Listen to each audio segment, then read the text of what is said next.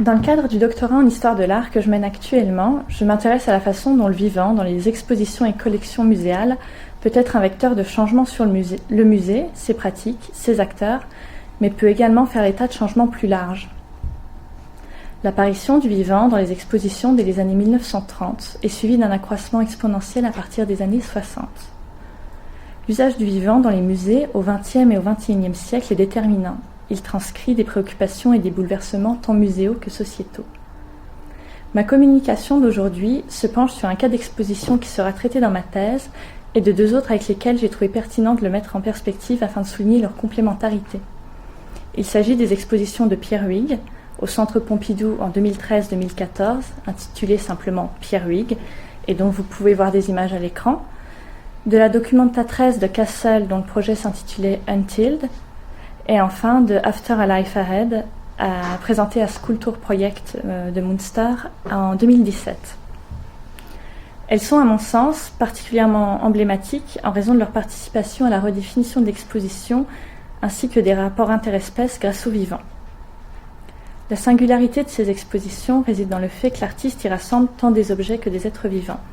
Qu'il s'agisse de Human, une chienne à la patte droite rose fluo, d'un Bernard l'Ermite évoluant au sein d'un aquarium avec la réplique de la muse endormie de Constantin Brancusi, de Player, un humain portant un masque lumineux, de cellules cancéreuses humaines, d'algues, ou encore d'une statue de style classique dont la tête est recouverte d'un essaim d'abeilles en activité, tout dans ces expositions participe à l'élaboration d'un écosystème hybride, aux limites floues, émouvantes, où humains et non humains sont envisagés de façon globale, interrogeant ainsi les rapports interespèces.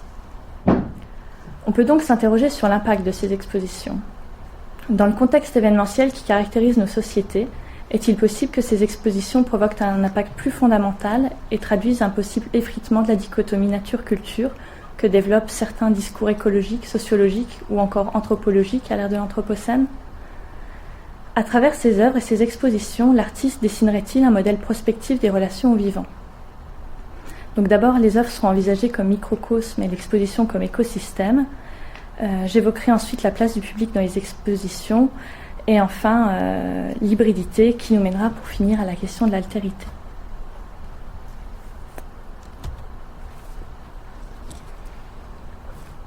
Alors, parmi les microcosmes, on peut évoquer entre autres Zoodrame 4, dans lequel un Bernard l'Ermite arbore la miniature en résine de la muse endormie. Ce n'est ni une reprise naturaliste à proprement parler, ni vraiment un décor, mais bien un microcosme aquatique, avec ses propres lois et ses propres logiques. Des rochers flottent à la surface de l'eau, des roches telluriques rouges jonchent le fond de l'aquarium, et en plus du Bernard l'Ermite, des crabes et des araignées de mer cohabitent. Cette œuvre, les autres microcosmes aquatiques des expositions et d'une façon générale les trois expositions que je présente aujourd'hui, sont un parfait exemple de la notion d'Umwelt développée très largement par Jacob van Uexküll dès 1934,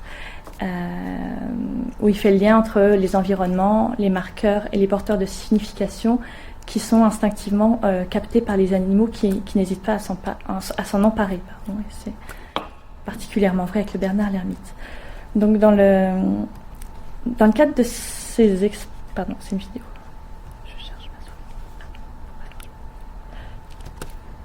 Dans le cadre de ces expositions, l'artiste déployait donc des écosystèmes au sens littéral, c'est-à-dire un environnement dans lequel des espèces vivent et évoluent, un système autorégulé.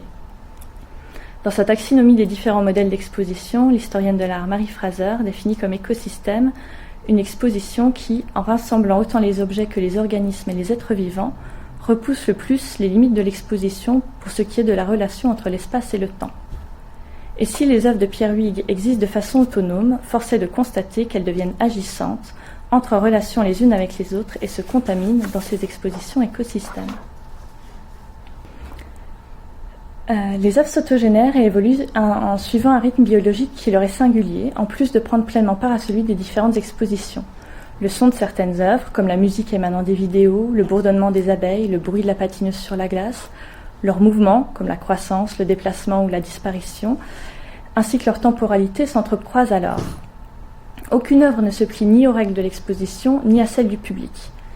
Les œuvres et les liens évoluent, ils apparaissent et disparaissent au fur et à mesure de l'exposition.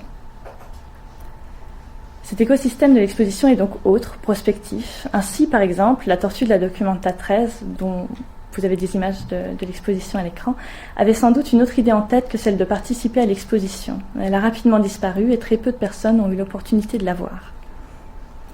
Dans un entretien, le philosophe Quentin Meillassoux évoque d'ailleurs à propos du travail de Pierre Huyghe une autre sociabilité de l'œuvre, qui n'est donc pas toujours disponible en raison de ses caractéristiques organiques et incontrôlables. Si la notion d'écosystème semble plus évidente pour la Documenta, les deux autres expositions n'en demeurent pas moins organiques. Sol de béton de patinoire, sable, argile, eau phréatique, bactéries, algues, abeilles, paons, aquarium noir, verre commutable, conus textile, incubateur, cellules cancéreuses humaines, algorithmes génétiques, pluie et ammoniac sont autant de composantes de l'installation After Alive Ahead, déployée l'été dernier dans l'ancienne patinoire de Munster.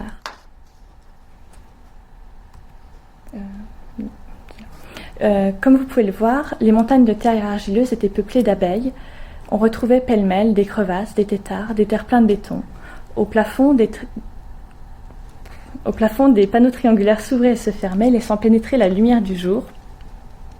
Et dans un aquarium, son habitant, un conus textile, mollusque venimeux. Le rythme de cette installation était déterminé par des capteurs mis en mouvement par le vivant. Par exemple, c'est le coquillage qui commandait l'ouverture et la fermeture des puits de lumière. Des capteurs non visibles enregistraient le mouvement du paon et des abeilles, ainsi que le niveau de CO2 et de bactéries dans la patinoire. Un algorithme utilisait ces données pour calculer la vitalité moyenne dans l'espace, puis transmettait l'information à un incubateur contenant les cellules cancéreuses ELA, qui, selon l'activité perçue, augmentait ou ralentissait sa production de cellules. Enfin, on peut aussi spécifier que les expositions présentées s'inscrivent pleinement dans le concept d'anthropocène que le météorologue et chimiste Paul Crutzen a théorisé au tournant des années 2000. Ce concept désigne l'ère géologique dans laquelle nous vivons, caractérisée par l'impact irrémédiable de l'activité humaine sur la Terre. En effet, la dimension prospective des expositions fait d'une certaine façon écho au bouleversement que l'humain génère, notamment sur les écosystèmes. Et le concept d'anthropocène a pour spécificité de rendre caduques les catégories de nature et de culture, puisque les deux se retrouvent durablement et inextricablement liés, l'impact de l'homme étant global et aucun espace n'y résistant. Chez Huyghe, les rapports interespèces ne se jouent pas uniquement au sein des œuvres présentées. En effet, le public n'est pas seulement regardeur, mais peut être aussi regardé par les autres visiteurs, par les autres êtres vivants, mais aussi par les œuvres. Il est dans l'exposition et en cela agit dans l'écosystème. Il peut interagir avec certaines œuvres, il est en situation et devient acteur de son parcours et de l'exposition en raison du rôle qui lui est conféré. C'est lui qui remplit la fonction discursive laissée à la fois vide et ouverte par l'artiste. Le public qui déambule dans les expositions génère des liens entre les œuvres, mentalement ou physiquement, en voit certaines et pas d'autres. Chaque personne voit donc une exposition unique et elle est différente en raison du temps et de l'évolution des œuvres, mais aussi en raison de l'espace et de leur circulation. Donc le public devient d'une certaine façon aussi témoin de l'exposition. Pour revenir à l'exposition du Centre Pompidou, elle regroupait une 50aine d'œuvres présentées sans distinction et sans cartel, certaines étant préexistantes ou faisant écho à des œuvres antérieures, d'autres réalisées in situ, et enfin certaines n'étant pas de l'artiste. L'intervention de Pierre Huyghe consistait à disséminer des œuvres évoluant de façon concomitante et continue, brouillant ainsi toute tentative de parcours muséographique. L'artiste déclare notamment à propos de l'œuvre Name and Answer, et ça fait écho à beaucoup de choses dans l'exposition, « Les gens sont annoncés lorsqu'ils entrent dans la galerie. Ils arrivent et donnent leur nom, qui est ensuite dit à voix haute. Leur nom est jeté dans l'espace. Ils se retrouvent ensuite dans un espace peuplé où transitent d'autres entités. Il n'y a pas grand-chose à faire. On peut s'ennuyer, mais une relation s'établit, dans la mesure où soit l'on écrase les fourmis, soit on les évite. » Or, cette œuvre ne se contente pas d'annoncer les visiteurs, elle va bien au-delà. Elle l'expose et l'inclut dans l'écosystème. Parmi la redéfinition du format de l'exposition et de la notion de public, on peut aussi évoquer des œuvres qui sont mises à hauteur de chiens, par exemple, abrogeant ainsi la spécificité de l'accès à la culture au seul humain et l'un des truismes les plus ancrés de l'histoire de l'art. Il n'y a donc pas animaux humains d'un côté et animaux non humains de l'autre chez Pierre Huyghe, mais un seul l'écosystème englobant est une considération large, dans lequel Human, par exemple, devient à la fois public et partie prenante de l'exposition. Elle crée, par sa simple présence, des relations physiques émouvantes entre les œuvres. En outre, le fait qu'aucune de ces créations vivantes n'ait de fonction précise vient corroborer davantage l'idée de frontières floues à travers l'absence de place dans la scala naturae. Bien que chaque œuvre ait son fonctionnement propre, aucun système n'est prédéterminé, toutes les créatures sont là avec ce qu'elles ont d'hybridité et ont la possibilité d'agir ou non en ayant un impact direct sur l'exposition. Donc, comme on a déjà pu l'apercevoir, la faune des expositions de Pierre Huyghe est hybride. C'est là des aspects récurrents de son travail. Elle a des limites floues et aussi entre anthropomorphisation et zoomorphisation. Le processus d'anthropomorphisation, c'est-à-dire le fait d'octroyer à un animal ou à une chose un aspect ou un comportement humain, apparaît dans certaines œuvres comme Zoodrame 4 qu'on a déjà évoqué. Et tout au contraire, on trouve dans certaines œuvres de Pierre Huyghe des cas de zoomorphisation, c'est-à-dire qu'elles octroient aux humains des traits ou des caractéristiques habituellement animales, comme le cas de l'humain à la tête d'aigle qui déambule dans l'exposition du Centre Pompidou. On ne peut alors s'empêcher d'y voir une forme de mythologie. Les œuvres de Pierre Huyghe font penser aux formes hybrides qui ponctuent œuvres et bestiaires de l'histoire de l'art. Ces œuvres sont bien connues pour leur caractère ironique et dénonciateur, ou encore utilisées pour évoquer des analogies de caractère ou de comportement avec les espèces, comme ça a pu être évoqué dans les conférences précédentes. De surcroît, l'hybridité s'incarne aussi via le masque et l'idée de travestissement, qui est très présente ici, et qui brouille encore davantage les frontières. Le masque ne serait donc peut-être pas une façon de se cacher, mais peut-être au contraire une façon de dévoiler d'autres caractéristiques. Cette hybridité ou absence de césure entre les espèces passe aussi par d'autres biais, dont l'un des exemples les plus emblématiques est la chienne à la patte avant droite teinte en rose. Cette hybridité est d'abord suggérée par sa dénomination, human.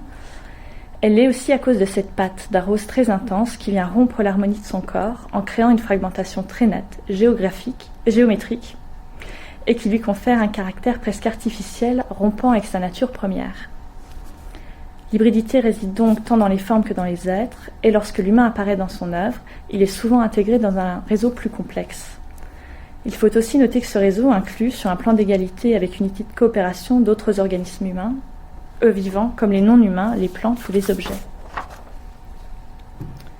Par ailleurs, le vivant chez Huyghe ne concerne pas seulement l'organique, mais doit se comprendre dans un champ très élargi, incluant des matériaux a priori immuables, s'éloignant ainsi de la conception de la vie qui prévaut dans nos sociétés.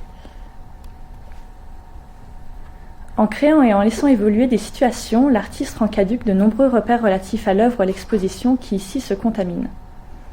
On peut lire en introduction au catalogue de l'exposition Zoo, qui s'est tenue au Musée d'art contemporain de Montréal en 2012, que, je cite, « Si les œuvres sont l'occasion pour certains artistes de questionner notre rapport au monde animal, elles peuvent aussi, inversement, trouver dans la figure de l'animal la source d'une interrogation plus large sur notre rapport au monde. On peut donc se demander de quelle façon les expositions de Pierre Huyghe incarnent-elles les transformations qui affectent notre société. »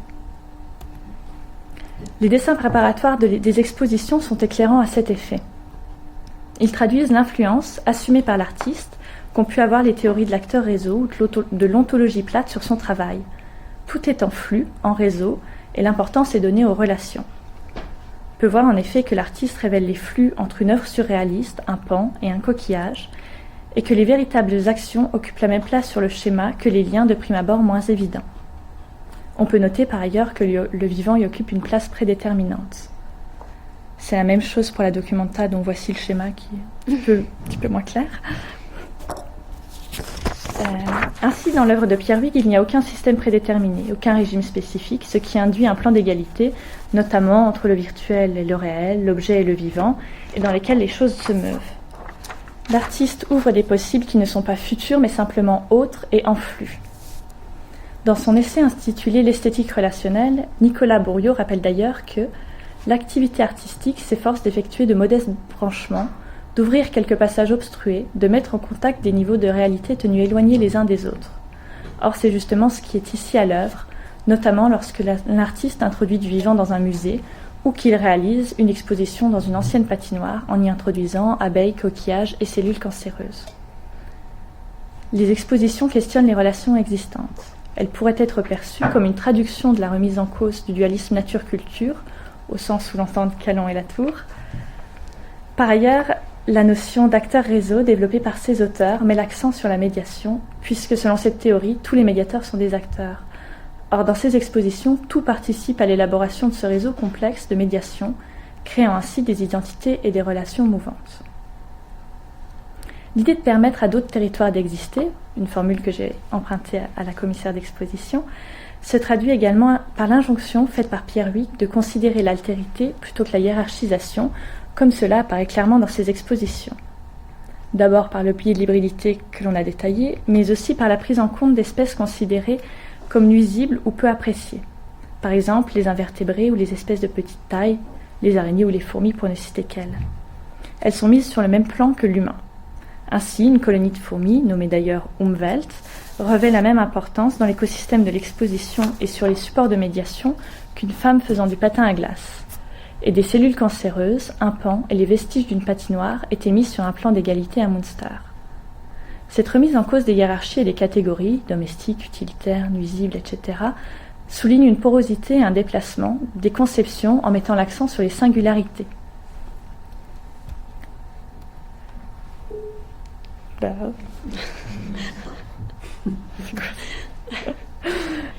Pardon. L'altérité rejoint aussi l'idée d'exposition organique évoquée un peu plus tôt, et ce notamment à travers l'idée de compost. Lors de la Documenta, l'exposition était installée sur le compost du parc où elle se déroulait. Or, étymologiquement, compositus désigne un mélange d'éléments organiques et non organiques en vue d'un changement d'espèce et où l'on passe constamment de mort à vivant mais sous une autre forme. Aussi, ces expositions laissent entrevoir que l'entrée dans l'Anthropocène et l'écocide qui est en cours pourrait mener à un mélange, à une hybridité des espèces ou à une reconsidération des caractéristiques purement animales ou humaines. En conclusion, on remarque à travers ces études de cas que le glissement de la représentation à la présentation du vivant laisse entreapercevoir certains changements profonds quant à la conception de l'animalité, faisant apparaître une faune hybride et un étrange bestiaire. L'historien de l'art Giovanni Alloi, qui dans son travail aborde la question des rapports entre l'art et l'animal, souligne d'ailleurs l'émergence de paradigmes et de pratiques esthétiques ayant pour but de contester sur le fond l'anthropocentrisme et la réification dans l'art, de l'animal dans l'art. On remarque en effet que chez Pierre Huyck, lorsqu'il fait appel au vivant, c'est aussi pour proposer une relecture de ces schémas. En outre, le recours à la figure animale est un moyen percutant, permettant de pointer certains dysfonctionnements dans la société. Historiquement, elle renvoie aux représentations animales qui intervenaient dans des périodes critiques, marquées notamment par un contexte politique ou social difficile. Et Nicolas Bourriaud, toujours dans son esthétique relationnelle, rappelle que dans le domaine de l'art actuel, les œuvres ne se donnent pas pour but de former des réalités imaginaires ou utopiques, mais de constituer des modes d'existence ou des modèles d'action à l'intérieur du réel existant. Or, vu le contexte écologique, sociologique et politique, on peut imaginer que l'art a peut-être un rôle à jouer en révisant les relations interespèces. Cette tentative de reconceptualisation du rapport humain-non-humain dans certaines œuvres et expositions pourrait être perçue d'une certaine façon comme un questionnement ou une remise en cause de l'anthropocentrisme, des dualismes et des réductions au statut de choses qui en découlent. Car en effet, si l'art a participé à la formation de la conception naturaliste du monde, il y a fort à parier qu'il pourrait également être un acteur de son effritement. Pierre Huyck, en définissant de nouvelles relations au vivant et en provoquant des détournements, révèle d'autres subjectivités qui pourraient en tout cas y participer. C'est impossible parmi d'autres.